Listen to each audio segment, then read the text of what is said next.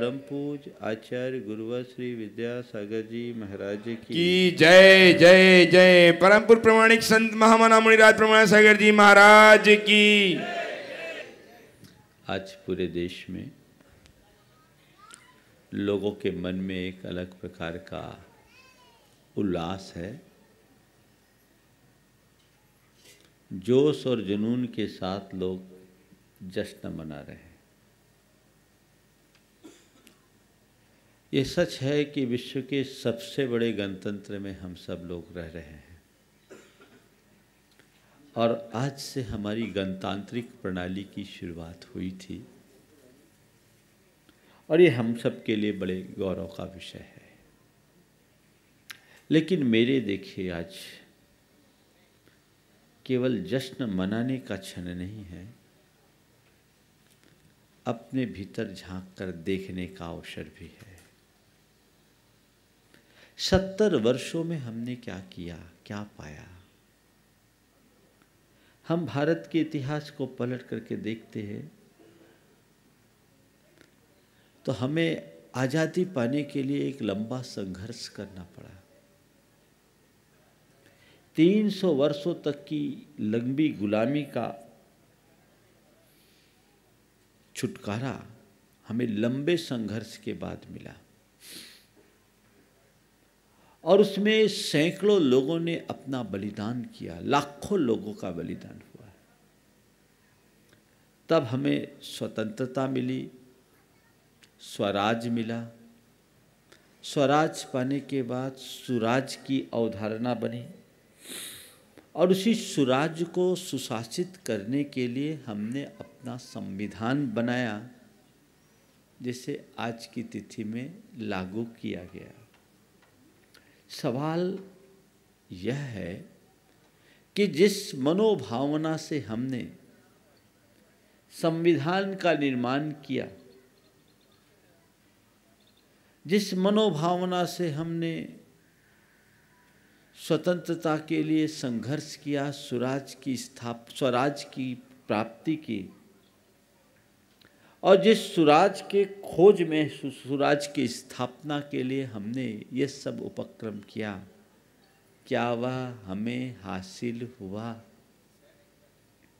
हमें विचार करने की जरूरत है। पिछले 70 वर्षों में बहुत कुछ बदला है, लेकिन इस बदलाव में हमें ये देखने की जरूरत है कि जो हमें चाहिए वो मूलभूत तत्व हमारे पास है भी या नहीं। आज 4 बातें मैं आप सबसे कहूँगा जो पूरे देश और देशवासियों को आज के दिन सोचने की जरूरत है। आज के दिन नहीं बल्कि आज से सोचने की जरूरत है और यदि उस पर लोग गंभीरता से विचार करेंगे तो हम भारत को आज भी महाशक्ति के रूप में स्थापित कर सकेंगे। हम जब भारत के अतीत के इतिहास को पलट कर देखते हैं तो हम ये सुनते हैं कि कभी भारत को सोने की चिड़िया कहा जाता था। आज वैसा नहीं। क्यों? पहले भारत सोने की चिड़िया थी और आज नहीं है, इसकी वजह क्या है? हमें इस पर विचार करना है। भारत पहले सोने की चिड़िया थी क्योंकि भारत यानी प्रतिभा में रत था, प्रकाश था, ज्ञान था, भारत में कौशल था, भारत में दक्षता थी। हर व्यक्ति अपने आप में समर्थ और सक्षम था। उस समय हमारी शिक्षा ऐसी थी, संस्कार ऐसे थे कि कोई भी व्यक्ति कहीं किसी भी प्रकार से अभावग्रस्त नहीं था। हमारा दुर्भाग्य है कि अंग्रेजों के शासनकाल में उसको विनष्ट किया गया।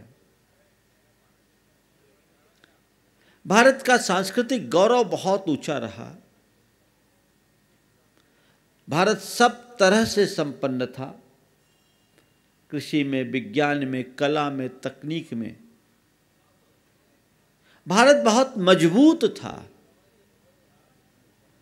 और इस बात का आभास मैकाले के द्वारा ब्रिटिश संसद में 1835 में दिए गए वक्तव्य से पता चलता है। जब मैकाले ने कहा कि मैंने भारत की चतुर्दिक यात्रा की, संपूर्ण भारत में मुझे एक भी भिखारी, एक भी याचक, एक भी चोर दिखाई नहीं पड़ा। पूरा भारत बड़ा समृद्ध है। यह सबके सब लोग सुशिक्षित हैं। और उन्होंने कहा कि इनकी जो सबसे बड़ी बैकबोन है वह है इनकी सांस्कृतिक निष्ठा। यदि इसे हम तोड़ दें और इनके दिल दिमाग में ये बैठा दें कि जो कुछ इंग्लिश है वही सही है, तो इनसे हम वह सब कुछ पा सकते हैं, करा सकते हैं जैसा हम चाहते हैं। 1835 के भारत की झलक एक अंग्रेज अधिकारी के स्वरों में हमें यह दिखती है। क्यों था भारत ऐसा? ऐसा इसलिए था क्योंकि उस समय भारत पूरी तरह सुशिक्षित था। भारत में 7 लाख गुरुकुल हुआ करते थे। हर गांव में स्कूल, शहर में शिक्षा की व्यवस्था थी। सारी शिक्षा प्रणाली निःशुल्क थी। हमारे सारे गुरुकुलों का प्रबंध वहाँ के राजा और श्रेष्ठीगण मिलकर किया करते थे। हमारे यहाँ की साक्षरता का प्रतिशत दक्षिण भारत में 100% और उत्तर भारत में 97% था। लोगों को पूर्ण ज्ञान था, लेकिन उस समय की शिक्षा होती थी, डिग्री नहीं, उपाधि नहीं। उपाधि रहित शिक्षा जो उनके कौशल और दक्षता को बढ़ाती थी। लोग कला और गुणों में निपुण होकर निकलते थे। अपनी पढ़ाई पूरी कर चुकने के बाद वे किसी पर निर्भर नहीं रहते थे। उनमें इतनी योग्यता और क्षमता आ जाती थी कि वे अपनी आवश्यकता के अनुरूप काम कर सके और अपने जीवन का बखूबी निर्वाह कर सके। ये भारत का रूप था। ये भारत है जिस भारत में जंग रहित लोहे का निर्माण हुआ करता था। ये भारत है जहाँ की टेक्सटाइल इंडस्ट्री पूरी दुनिया में आगे थी। पूरी एक साड़ी को माचिस की डब्बी में समेट ले ऐसी साड़ी की बुनाई यहाँ हुआ करती थी। ये भारत था जहाँ सारी कलाएं और गुणों की शिक्षा दी जाती थी। हमारे गुरुकुलों में जो शिक्षा होती थी वो पोथियों की नहीं, 72 कलाओं और 64 गुणों की शिक्षा दी जाती थी, जिससे हर व्यक्ति अपने आप में योग्य और सक्षम होकर निकलता था। उसका व्यक्तित्व अंदर से गढ़ जाता था। वो भारत था। लेकिन भारत में अनेक लोगों ने आक्रमण किया, बहुत सारी विदेशी ताकतें आई, लेकिन उन ताकतों ने भारत में शासन तो किया पर हमारी सांस्कृतिक परंपरा के साथ छेड़छाड़ नहीं किया। इसलिए उनसे हमें उतना नुकसान नहीं हुआ। सबसे ज़्यादा नुकसान हमें अंग्रेजों से हुआ, क्योंकि उनने हमारी पूरी संस्कृति को ही उलट पलट दिया।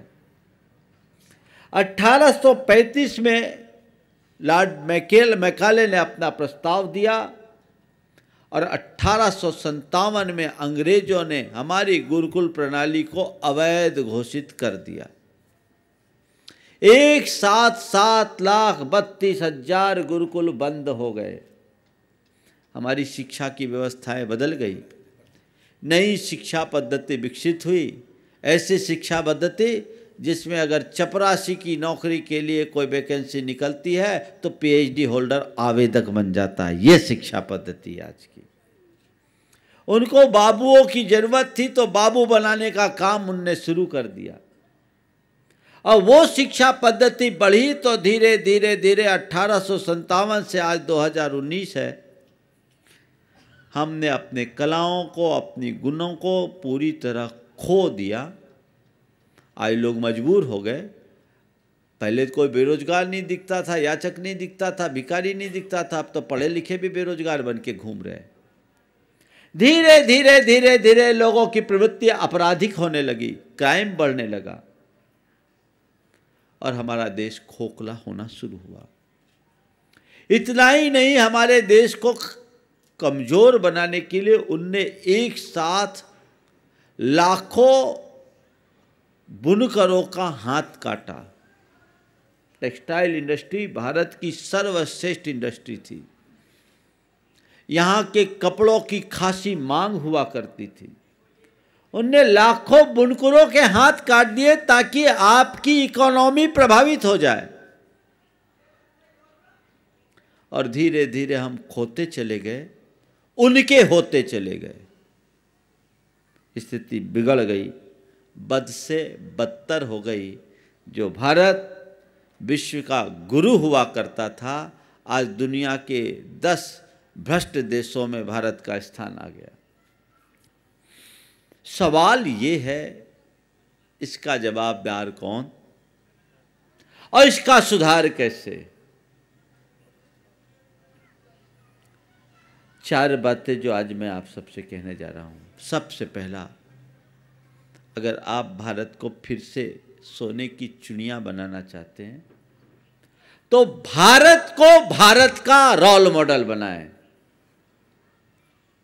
भारत को भारत का आदर्श बनाएं। आज लोग भारत को भारत बनाने का प्रयास कम, भारत को इंडिया बना दिया।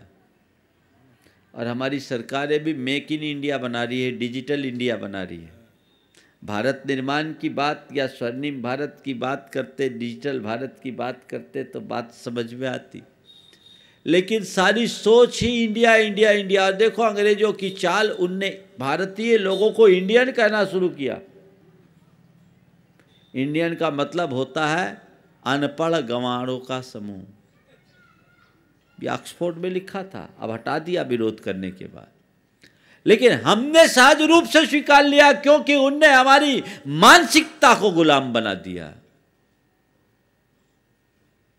मुश्किल ये है कि देश भले आजाद हो गया, हमने अपना संविधान भी लगा दिया, लेकिन आज भी हमारी मानसिकता गुलाम बनी हुई है। उस गुलाम मानसिकता के कारण स्वतंत्र हो जाने के बाद भी सारी व्यवस्थाएं परतंत्र है।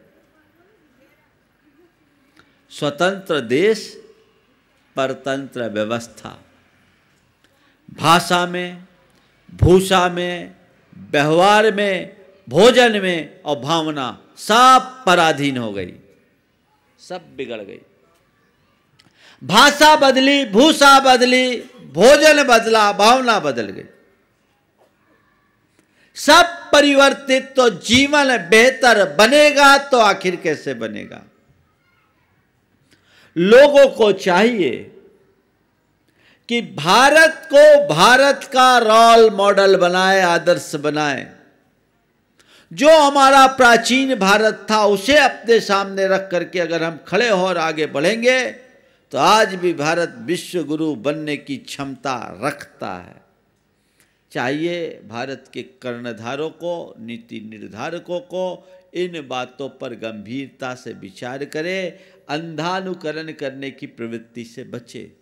पर मुश्किल ये है कि जिनके कंधों पर भारत के नीति निर्धारण का भार है, वे लोग भी प्रायः मानसिकता से भारतीय नहीं रहे, क्योंकि उनकी शिक्षा दीक्षा सब वही है। आज अंग्रेजी माध्यम से लोग पढ़ते हैं तो उन्हें कालिदास माघ को नहीं पढ़ाया जाता, शेक्सपियर को पढ़ करके वो भारत को क्या समझेंगे? भारत को क्या समझेंगे जिन्होंने भारत की मिट्टी का, भारत की पानी का, भारत के हवा का एहसास नहीं किया? वो भारत को क्या समझेंगे?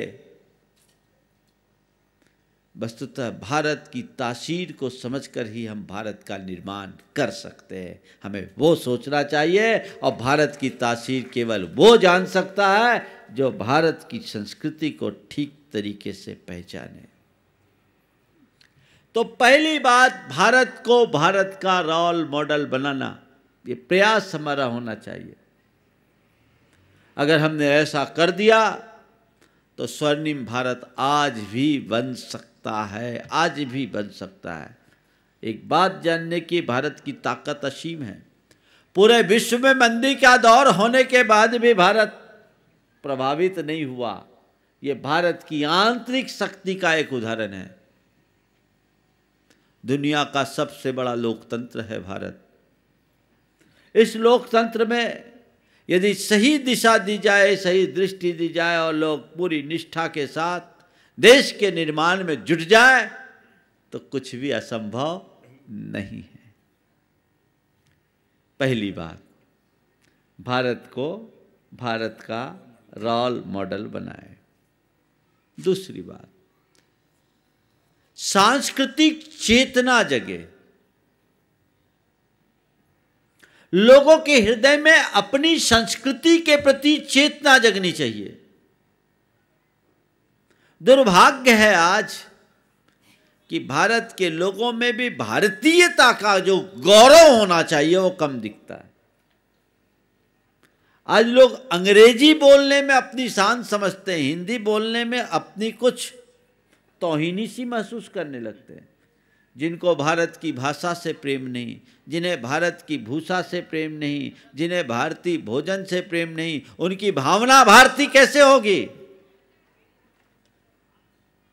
तुम्हारे हृदय में भारत की संस्कृति का गौरव होना चाहिए, निष्ठा जगनी चाहिए कि मैं उस देश का वासी हूं जिसे विश्व गुरु होने का श्रेय मिला है। मैं उस मिट्टी में पला बड़ा हूं जिसने वसुधैव कुटुंबकम का संदेश सारे संसार को दिया है। मैं उस धरा में जन्मा हूं जहां श्री राम कृष्ण महावीर हुए, जहां भगवान ऋषभदेव हुए, जिनने सारे विश्व बंधुत्व का संदेश सारे संसार को दिया है। मैं वहां पला बड़ा हूं। जिसने अध्यात्म का पाठ पढ़ाया, नर से नारायण बनने का मार्ग बताया, मैं उस देश में पला बढ़ा हूं। ये मेरा भारत है। भारत ही दुनिया का एकमात्र ऐसा देश है जो नर से नारायण बनने का काम मार्ग बताता है। भारत में और पश्चिम में बहुत अंतर है। पश्चिम के लोगों ने परमाणु को खोजा होगा तो भारत में परमात्मा को खोजा गया है। पश्चिम के लोगों ने पहले परमाणु को खोजा होगा पर भारत में परमात्मा को खोजा गया है। वे पदार्थ के पीछे भागते हैं और भारत परमार्थ की बात करता है। वे केवल लर्निंग और अर्निंग की बात करते हैं। भारत ही एक ऐसा देश है जो लर्निंग और अर्निंग के साथ लिविंग पर बल देता है कि हमारा मूल लक्ष्य क्या होना चाहिए, हमारी लिविंग क्या होनी चाहिए। हम उस भारत में, ये गौरव हमारे हृदय में जगना चाहिए। तुम्हें भारतीय होने का गर्व है? क्या गर्व कहूं, आजकल के पढ़े लिखे नौजवानों को देखता हूं, टी शर्ट पहने उसमें लिखा न्यूयॉर्क, लंदन, बड़ी शान से। हमें लगता है इससे बड़े मूर्ख हिंदू दुनिया में कहीं नहीं होंगे जो पैसा देके दूसरे मुल्क का विज्ञापन करे। बोलो, आप पैसा देके खरीद के ला रहे, बल्कि ज्यादा कीमत चुकानी पड़ती होगी उसकी। और किसका विज्ञापन कर रहे हो? मतलब तुम भारतीय होने के बाद भी ये दिखाना चाहते हो कि मैं लंदन और अमेरिका से जुड़ा हुआ हूं। निष्ठा कहां है? तुम्हारी बात छोटी सी है लेकिन बहुत गहरी है। अगर तुम्हारे हृदय में अपनी मातृभूमि के प्रति श्रद्धा और प्रेम हो तो कोई मुफ्त में भी देगा तो छूना पसंद नहीं करोगे। और यह भी विडंबना है कि कोई भी कंपनी ऐसी टी शर्ट नहीं निकाली कि मैं भारत का वासी हूं। देखो कितना सुंदर लग रहा है, दिखा भैया, इसमें दिखा दे। हाँ हाँ, सामने भी आ जाए, कोई दिक्कत नहीं है, चलेगा। हाँ, ये क्यों नहीं होता? इतनी बड़ी बड़ी गारमेंट की कंपनियां हैं, सब भारतीय कंपनियां हैं, वो क्या कर रही हैं? तुम भारत में रह करके भारत के नहीं बनोगे तो क्या होगा? छोटी सी सोच है।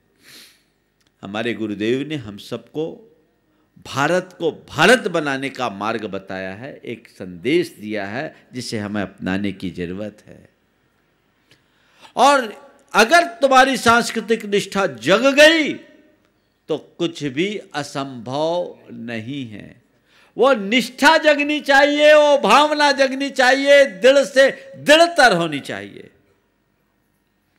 अपनी सांस्कृतिक निष्ठा को जगाइए। भारत को भारत बनाना है तो वही सब काम कीजिए जो भारत और भारतीयता के गौरव की वृद्धि में कारण बनते हैं। वो प्रयास हो। सांस्कृतिक निष्ठा, अपनी संस्कृति के प्रति निष्ठा।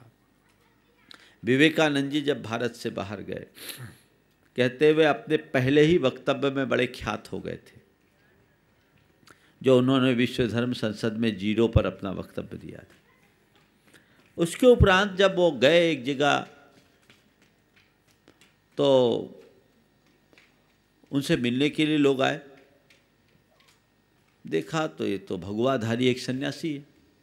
लोगों ने सोचा विवेकानंद होंगे कोई सूटेड बूटेड जेंटलमैन।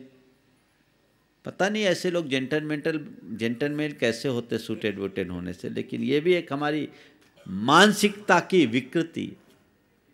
पर वहाँ की बात है, जब वहाँ पहुँचे मालूम पड़ा ये मिस्टर विवेकानंद है। तो किसी ने कहा आप ही विवेकानंद? बोले जी। बोले क्या आपका यही कल्चर है, आपके कपड़े ऐसे, आपका यही कल्चर है, आपके कपड़े ऐसे? विवेकानंद जी ने जो जवाब दिया वो ध्यान रखने की बात है। उन्होंने कहा जी हमारे देश का कल्चर ऐसा ही है और हमारे आपके देश के कल्चर में एक मौलिक अंतर है। हमारे और आपके देश के कल्चर में मौलिक अंतर है। बोले क्या अंतर है? बोले आपके देश का कल्चर आपके कपड़ों पर बनता है जिसे एक दर्जी तैयार करता है, और हमारे देश का कल्चर हमारे चरित्र से है जिसे गुरु तैयार करता है। हमारे चरित्र से हमारा कल्चर है, हमारी सभ्यता है। चरित्र बल को मजबूत करो। उनका हृदय मातृभूमि के प्रति पूरी तरह समर्पित था। और जब भारत लौट कर आए, पत्रकारों ने उनसे पूछा कि जब आप विदेश गए उससे पहले और विदेश से लौट कर आए उसके बाद भारत के प्रति आपकी क्या दृष्टि है? उनने कहा भाई जब तक मैं विदेश नहीं गया था तब तक मैं भारत माता को प्यार करता था। जब तक मैं विदेश नहीं गया था तब तक मैं अपनी मातृभूमि से भारत माता से प्यार करता था। अब लौट कर आया हूं, अब पूजा करूंगा। अब पूजा करूंगा क्योंकि मैंने देख लिया जो हमारी मातृभूमि में वो कहीं नहीं। सांस्कृतिक गौरव जगे। अगर सांस्कृतिक गौरव जग गया तो तुम स्वभाषा को प्रमुखता दोगे, स्वदेशी को प्रमुखता दोगे। स्वभाषा और स्वदेशी, इसे प्रमुखता दो। स्वावलंबी बनो, स्वरोजगार को बढ़ावा दो। हमारे गुरुदेव का ये 4 सूत्र है: स्वभाषा, स्वदेशी, स्वावलंबन और स्वरोजगार। उनने हथकरघा का जो प्रवर्तन किया है वो इसी संदेश के लिए किया है। स्वभाषा को बढ़ावा दो। आज आप संकल्प लो, जितने लोग देश में इस कार्यक्रम को देख और सुन रहे हैं, आज संकल्प लो हम स्वभाषा को प्रमुखता देंगे। और स्वभाषा को प्रमुखता देने के प्रथम चरण में सबसे पहले सिग्नेचर बंद करेंगे, हस्ताक्षर शुरू करेंगे। आज ही तय कर लीजिए कि आने के बाद हमें बैंक में एक अपना शपथ पत्र देंगे और वहाँ हम अपने सिग्नेचर की जगह हस्ताक्षर शुरुआत करेंगे। क्यों नहीं कर सकते आप? है आपको स्वभाषा से प्रेम? पर मुश्किल तो यह है कि आजकल लोग अंग्रेजी माध्यम में पढ़ करके ऐसे रंग है कि अपना नाम भी रोमन में लिखते हैं। लिख नहीं पाते। सीखिए, भाषा में संस्कृति का प्रवाह होता है। जब तक भाषा है तब तक संस्कृति है। जिस दिन भाषा खत्म उस दिन संस्कृति खत्म। तो स्वभाषा,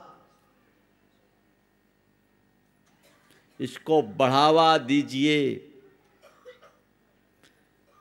मैं दूसरी भाषाओं को सीखूं उसका मुझे कोई आपत्ति नहीं। मैं तो कहता हूं मनुष्य को जब तक अवसर और अनुकूलता हो अधिक से अधिक भाषा सीखना चाहिए। लेकिन उन भाषाओं का प्रयोग तब करो जब उसकी आवश्यकता हो। और जब हिंदी समझने वाले हैं तो अंग्रेजी क्यों बोलते हो? तुम चीन में जाके देखो, जापान में जाके देखो, फ्रांस में जाकर देखो, कोरिया में जाकर देखो, दुनिया के अन्य देशों में जाकर देखो, उनने अंग्रेजी को नहीं अपनाया। जहाँ ब्रिटिश उपनिवेश रहे हैं वहाँ आज भी अंग्रेजी बह रही है। और वो ऐसी जैसे लगता बोन मेरो चेंज करना पड़ेगा, रगों में घुल गई है और दिनों दिन बढ़ते जा रही है। 80 के दशक के बाद से तो हिंदी माध्यम के विद्यालयों की हालत ही खराब कर दी है।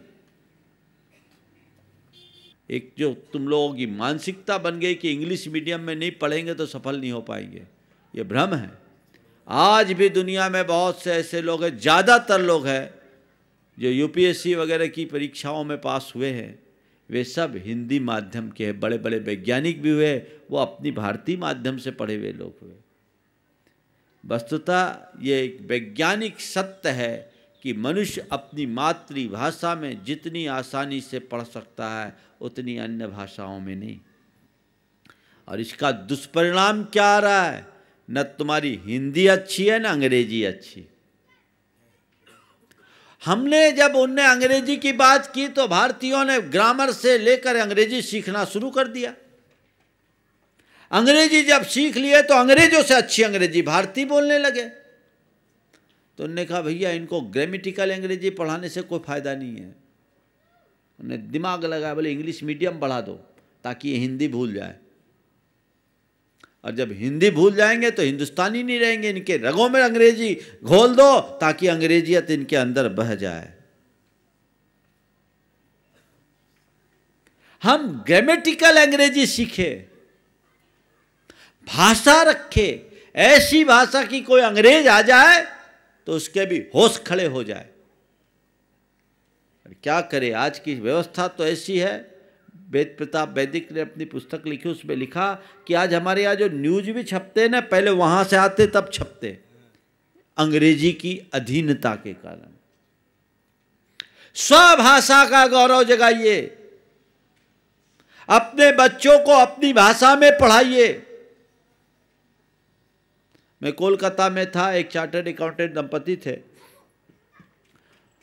वो अपने बच्ची को वहाँ प्रतिभा स्थली में पढ़ाना चाहते थे। तो पहले उसकी पत्नी ने कहा कि वहाँ तो हिंदी मीडियम हो गई, वहाँ हम कैसे पढ़ाएं।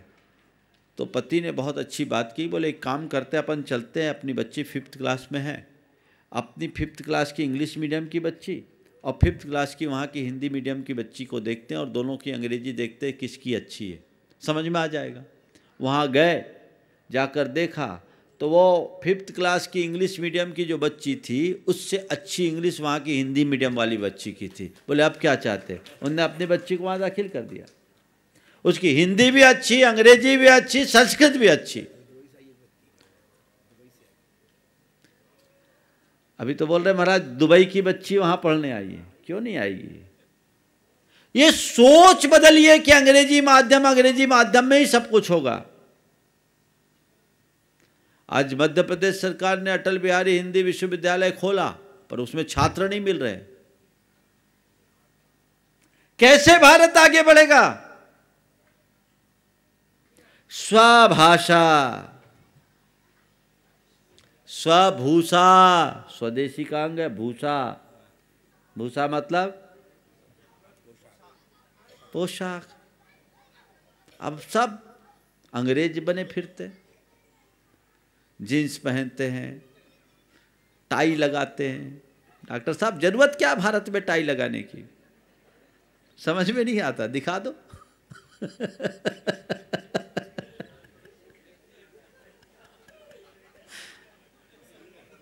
क्या बताओ एक बार की घटना। नेहरू जी कहा करते थे कि तुम किसी अंग्रेज के पास सूट पहन के जाओगे तो वो तुमसे अच्छा सूट पहन लेगा, लेकिन तुम उसके पास धोती पहन के जाओगे तो कांच नहीं लगा पाएगा। साफा पहन के जाओगे तो कुछ नहीं कर पाएगा। वो हैट पहन सकता, तुम्हारे जैसी पगड़ी नहीं पहन सकता। तुम्हारी अपनी पहचान बनेगी। तो क्या हुआ, एक बार ऐसा लिखा है किसी ने विनोद में कि नेहरू जी किसी अंग्रेज मित्र से मिलने गए तो उनकी पीछे की कांच थोड़ी ढीली थी, लटकी हुई थी। तो अंग्रेज मित्र को मजाक सूझी, उनने कांच हिलाते हुए पूछा what is this. Nehru ji की कांच हिलाते हुए पूछा what is this. Nehru ji पलट करके मुड़े, उसकी टाई पकड़े, बोले what is this. Nehru ji ने पलट करके उसकी टाई पकड़ी, बोला व्हाट इज दिस। बोला this is my neck tie. उनने कहा this is my back tie.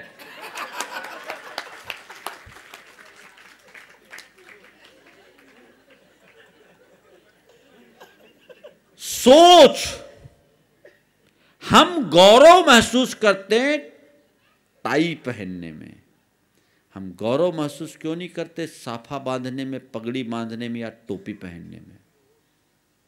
यह हमारी सांस्कृतिक पहचान है। स्वभूषा। आज देखिए महिलाओं की साड़ी चले गई, धीरे धीरे बहुत तेजी से जा रही है।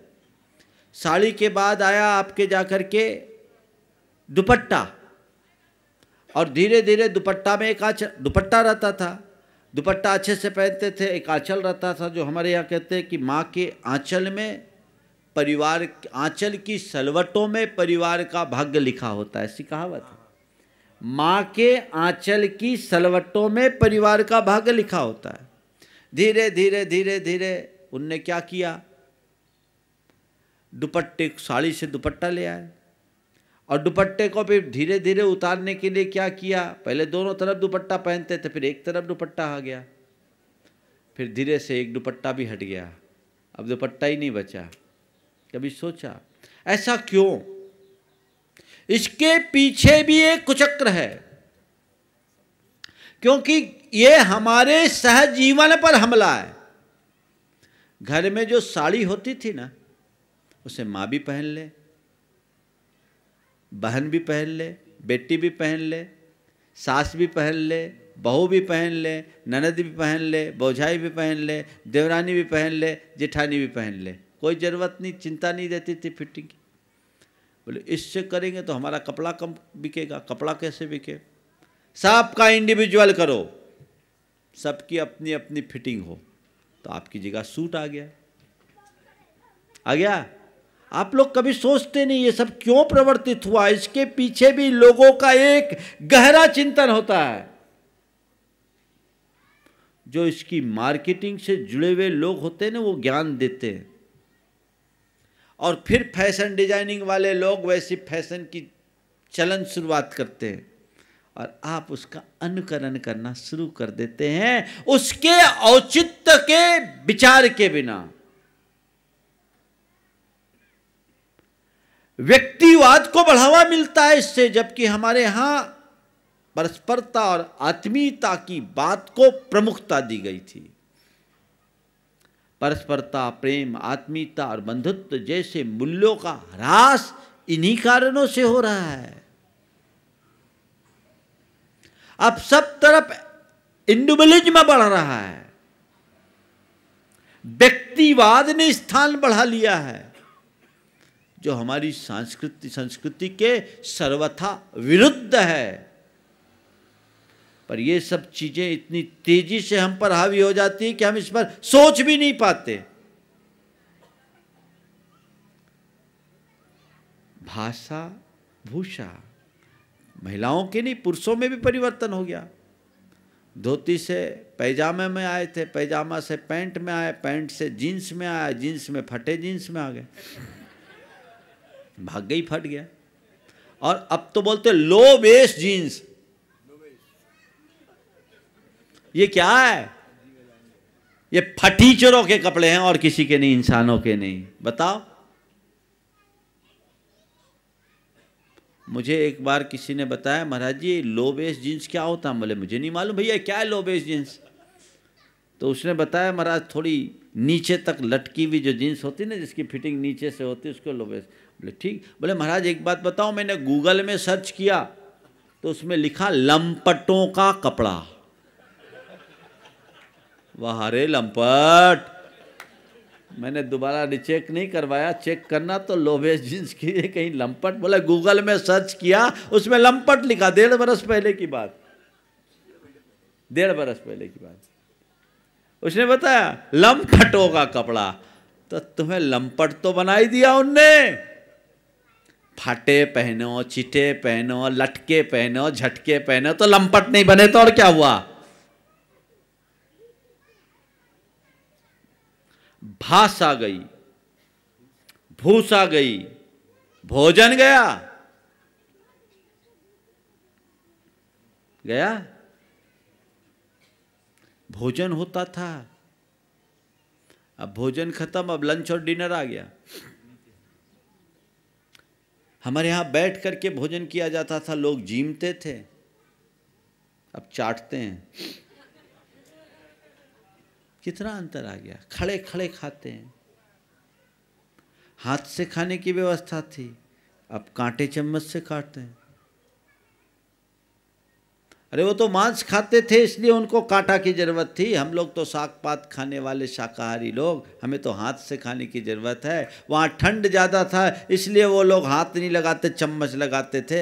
हमारा देश तो उष्णकटिबंधीय चीज देश है। अपने हाथ से जो स्वाद है वो क्या है? तुम कांटे से खाओ और अपने हाथ से भात को मिला करके खाओ, दाल भात सब्जी मिलाकर, देखो स्वाद किसका है मजा? अफसान चम्मच। ये हमला है। बोलो, ये बहुत सूक्ष्मता से विचारने की जरूरत है। मतलब इसने हमारी मानसिकता को कितना जकड़ लिया है। पूरी तरह से लोग मानसिक रूप से गुलाम हो चले हैं।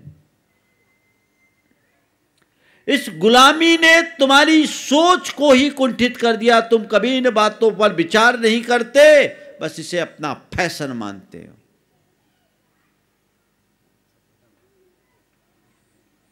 ये क्या बात है? ये कुरीति है। अपनी सांस्कृतिक निष्ठा जगाओ। भाषा अपनी, भूषा अपनी, भोजन अपना, तो भावना तुम्हारी अपने आप निर्मल हो जाएगी। फिर कुछ कहने की जरूरत नहीं। तो स्वदेशी को बढ़ावा दीजिए। हर चीजों में स्वदेशी की प्रमुखता होनी चाहिए। स्वभाषा के बाद क्या? स्वदेशी।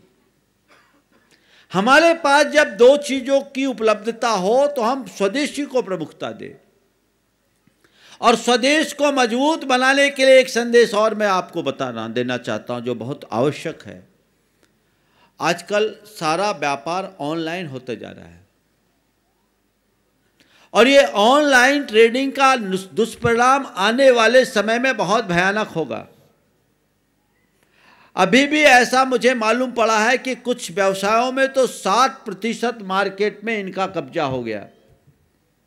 और ये भी वॉलमार्ट और फ्लिपकार्ट जैसी, अमेजन जैसी कंपनियां हैं जो धीरे धीरे सबको कब्जे में ले रही, अपने शिकंजे में कस रही।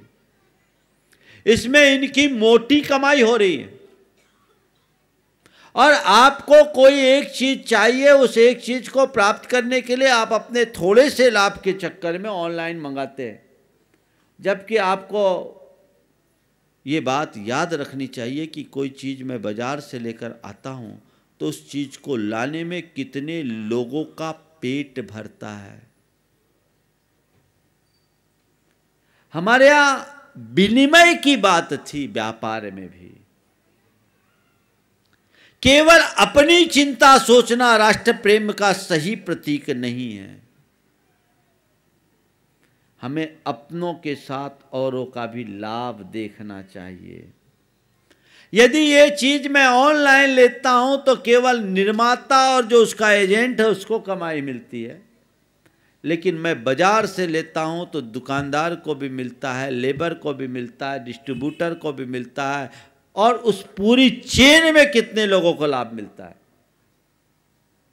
आज हमारे देश में ऐसी ही बेरोजगारी बहुत ज़्यादा बढ़ रही है। यदि ऐसे आप लोगों ने करना शुरू कर दिया तो सारे दुकानों के धंधे चौपट हो जाएंगे, उनका क्या होगा, और वो बेकार होंगे तो अंततः इसका दुष्परिणाम क्या होगा, क्या करेंगे लोग, लूटामारी बढ़ेगी, चोरी बढ़ेगी, आतंक बढ़ेगा, अपराध बढ़ेगा, और देश अंदर से खोखला होगा। आजकल फट से चलते, अभी ऑनलाइन लेते, ये यंगस्टर्स में बहुत ज़्यादा फैशन हो गया, जबकि युवाओं को सोचना चाहिए कि नहीं, मेरे देश का क्या होगा। सबका जो परंपरागत व्यवसाय है उसका क्या होगा। आजकल तो लोग सब्जी भी ऑनलाइन मंगाना शुरू कर दिए। कहां हमारी सोच है, इतनी सोच मत रखिए। स्वदेशी को बढ़ावा बनाइए और अपने देश को जिससे मजबूती मिले वो काम कीजिए।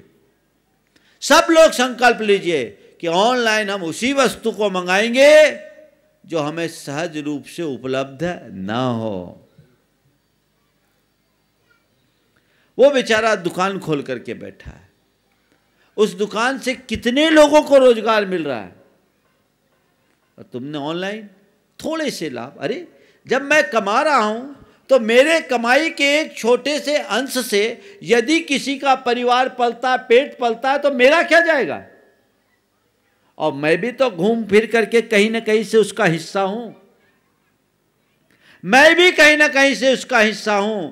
तो अगर मैं दूसरे को लाभ दे रहा हूं तो अप्रत्यक्ष रूप से वो मुझे मेरा ही लाभ मिल रहा है, ये सोचना चाहिए। ये सोच विकसित कीजिए, इस संदेश को जन जन तक पहुंचाइए,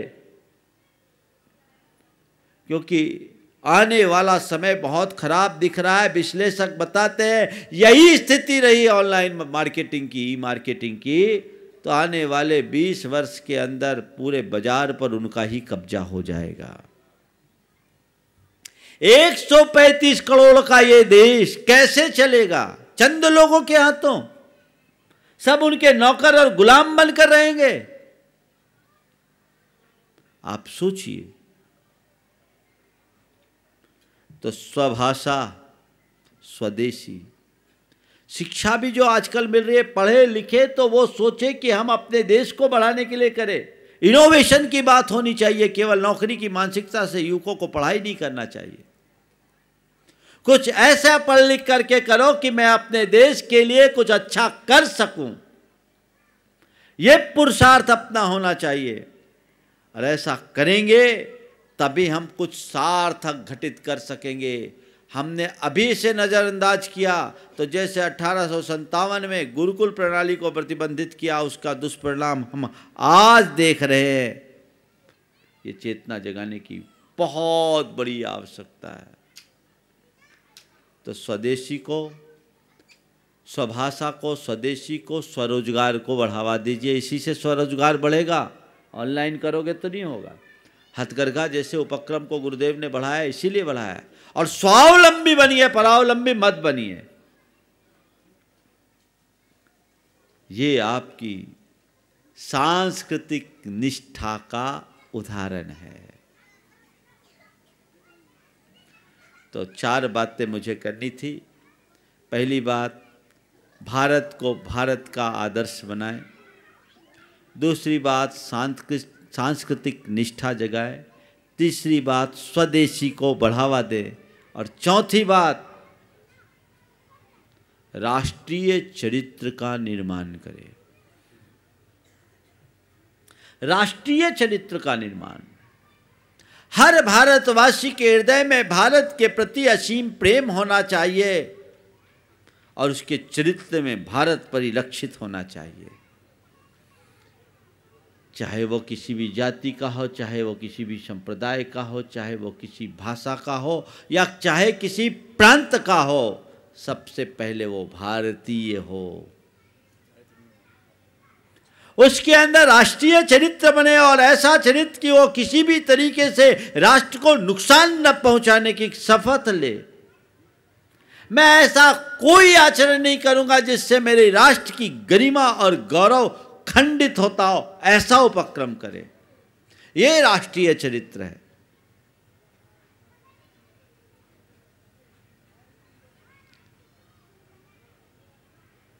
ऐसा हमारा दृष्टिकोण होना चाहिए। कन्हैयालाल मिश्र प्रभाकर एक बहुत बड़े लेखक हुए, साहित्यकार हुए। उन्होंने अपने जीवन का एक प्रसंग लिखा कि एक दफे उन्हें सिंगापुर जाना हुआ, बहुत पहले की बात है। सिंगापुर जाना हुआ तो वहाँ उन्हें कहीं एक जगह से दूसरी जगह जानी थी, उसके लिए टैक्सी बुलाई। टैक्सी बुलाई तो टैक्सी को आने में विलम्ब हो गया। इस बीच कोई दूसरी टैक्सी उधर से गुजरी, उनने उसको लिफ्ट मांगी, टैक्सी रुक गई और उस पर ये लोग बैठने लगे। एक दो ही सदस्य इस पर बैठ पाए थे कि तब तक उनके लिए कॉल की गई टैक्सी उधर से आ गई। देखिए देश के प्रति सोच क्या होनी चाहिए, आप समझिए। दूसरी टैक्सी आ गई जिसको उनने बुलाया था। जैसी ही दूसरी टैक्सी आई, जिस टैक्सी पर वो लोग बैठ गए थे, उसके ड्राइवर ने कहा कि आपके लिए वो टैक्सी आई, आप उस पर बैठिए। वो आपके पीछे अपना नंबर छोड़कर आया, मैं तो इधर से गुजर रहा था, कोई बात नहीं, आप उस पर बैठिए।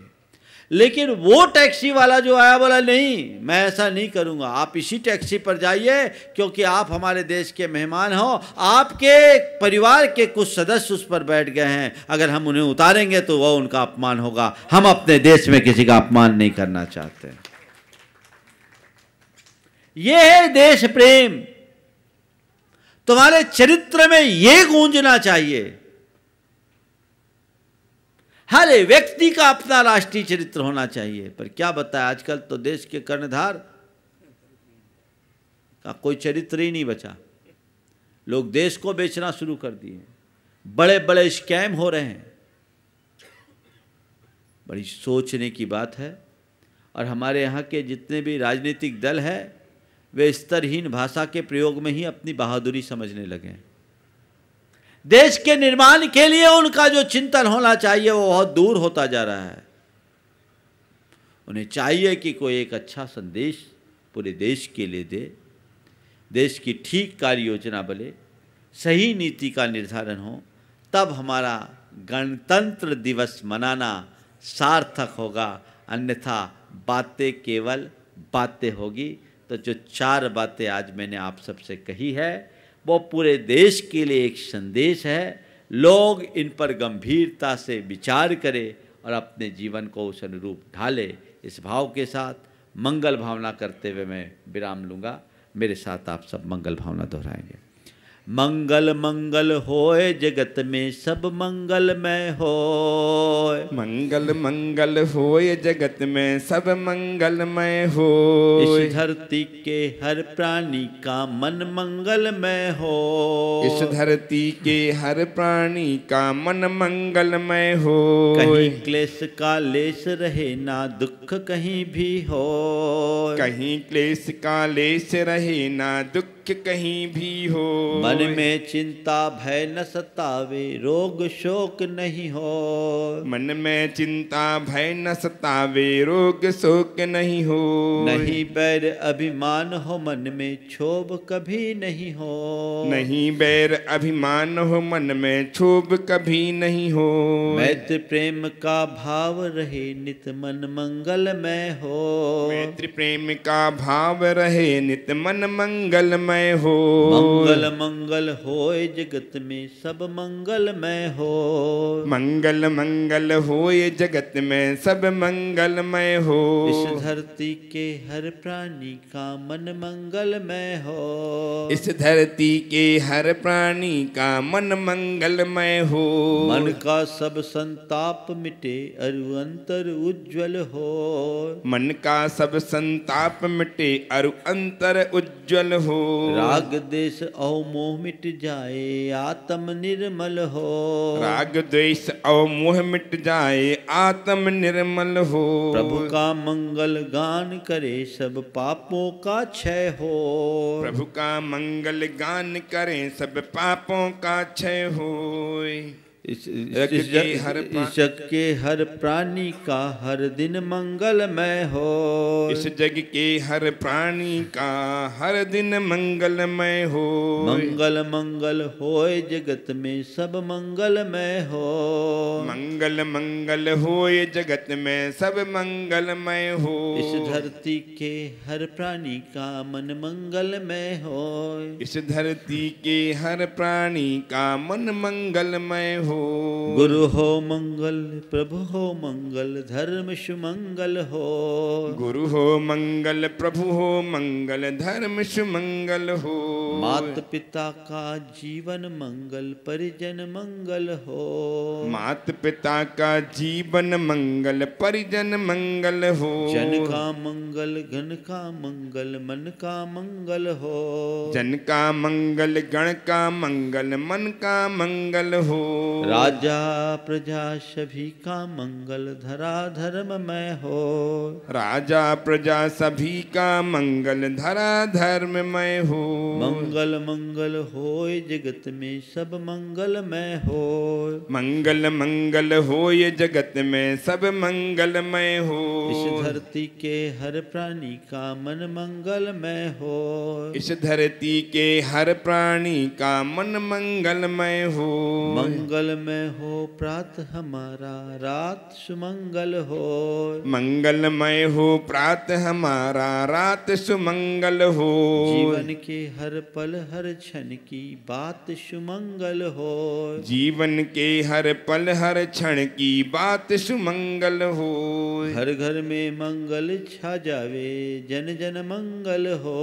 घर घर में मंगल छा जावे जन जन मंगल हो। इस धरती का कण कण पावन ओ मंगलमय हो। इस धरती का कण कण पावन ओ मंगलमय हो। सब जग में मंगल बढ़े टले अमंगल भाव। है प्रमाण की भावना सब में हो सद्भाव।